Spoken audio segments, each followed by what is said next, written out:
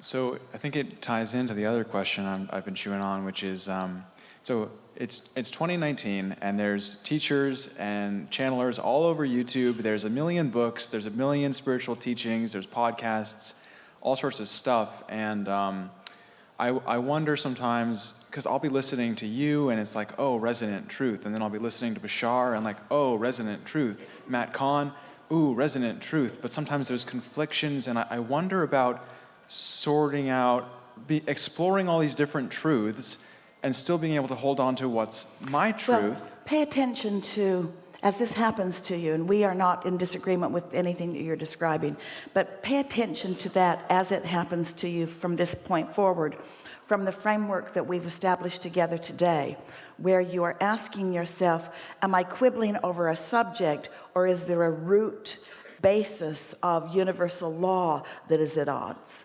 Because there cannot be a root universal law that is at odds. In other words, if you're feeling resonance, then it's just a matter of preference in the way you choose to define it. I've been thinking recently, it's kind of like tuning a radio dial or something, and you're just picking up different kinds of music, but it's all music, and you're in the mood for different sorts of music at different times. Yeah. And in a vibrational place to hear it. What your question is really pointing at is your varying degrees of receiving modiness. When you're really tuned in, then you can explore the subtle nuances of what your source knows. And if you're not that tuned in, then it's not that subtle. It has to be more obvious.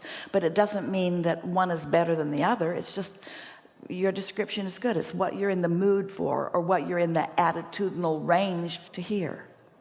And the most important thing that this conversation points out is that there's no right or wrong in any of it.